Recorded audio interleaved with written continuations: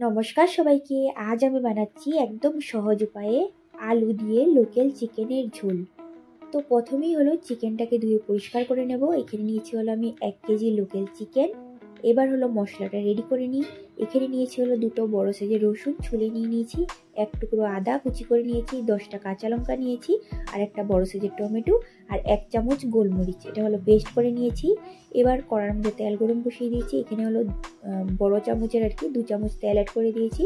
তারপরে দিয়েছি হলো তেজপাতা 2টো ফোড়ন দিয়ে, তারপরে দিয়েছি হলো গোটা গরম মশলা ফোড়ন দিয়ে। এবার হলো পেঁয়াজটা কেটে নিয়েছি, 3টা পেঁয়াজ নিয়েছি কুচি করে দিয়ে। এবার হলো 3 চামচ লবণ দিয়ে দিয়েছি, যাতে তাড়াতাড়ি করে ভাজা হয়ে যায়। লবণটা পেঁয়াজের মধ্যে অ্যাড করলে পেঁয়াজটা হলো সুন্দরভাবে ভাজা হয়ে যায়।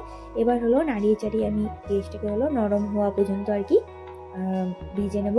এটা হলো 10 মিনিটের মতন সময় লাগবে। লো মিডিয়াম ফ্লেমে ভাজতে হবে। ফুল স্টিমে ভাজলে এটা হলো কড়া হয়ে যাবে, তখন হলো ভালো হবে না।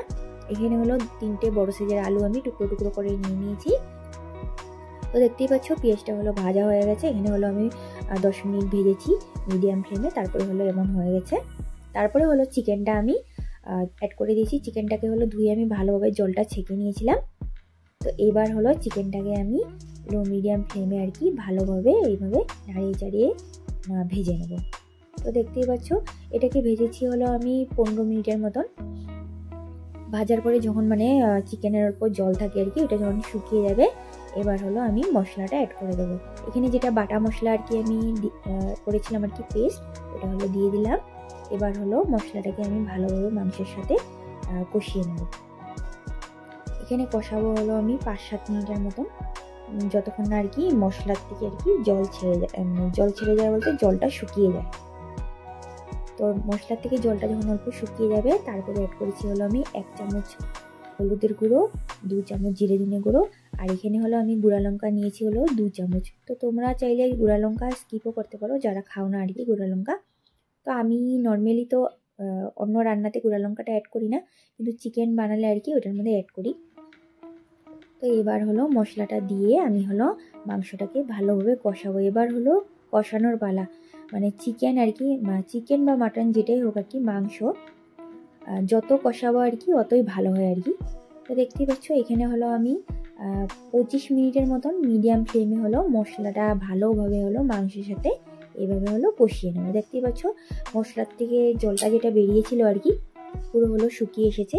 এভাবে করে হলো সাতলাবো যতক্ষণ না এই তো মশলার থেকে তেলটা ছেড়ে দেয়। তারপরে মশলার থেকে যখন তেলটা বেরিয়ে আসবে, তো আলুগুলো অ্যাড করে দিয়েছি। আলুটা হলো অল্প আমি সেদ্ধ করে নিয়েছি। এবার হলো আমি আলুর সাথে হলো আবার হলো চিকেনটা ভালোভাবে কষিয়ে নেব। আবার কষাবো হলো আমি 15 মিনিটের মতন। এই তো মিডিয়াম ফ্লেমে কষাতে হবে।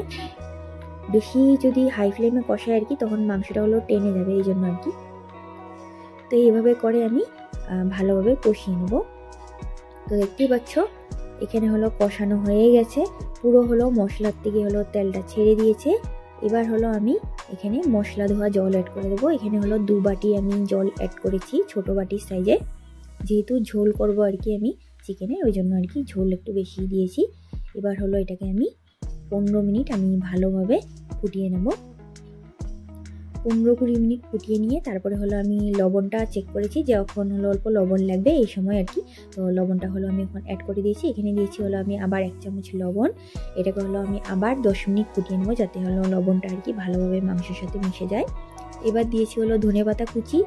এখানে দিয়েছি আমি 1 মুঠোর থেকে অল্প কম ধনেপাতা। বেশি করে দিলে বেশ ভালো লাগে ধনেপাতার সেন্টটা। ঠান্ডা দিনে যেহেতু ধনেপাতা পাওয়া যায়, তো বেশি করে দিই আর যে কোনো রান্নাতে দিলে বেশ মজার হয় তো ধনেপাতা দিয়ে আমি হলো আরও 10 মিনিট হলো এটাকে ভালোভাবে ফুটিয়ে নেব। তারপরে হলো আরও 10 মিনিট আমি রেস্টে রেখে দিয়েছি। এই তো লোকাল চিকেনের ঝোল রেডি। রেসিপিটা তোমাদের কেমন লাগলো কমেন্টে অবশ্যই জানিও। আর রেসিপিটা যদি ভালো লেগে থাকে তাহলে অবশ্যই একটা লাইক করে দেবে, আর চ্যানেলটা সাবস্ক্রাইব করে দেবে। পেজের থেকে দেখে থাকলে অবশ্যই পেজটা ফলো করে দেবে। ধন্যবাদ সবাইকে।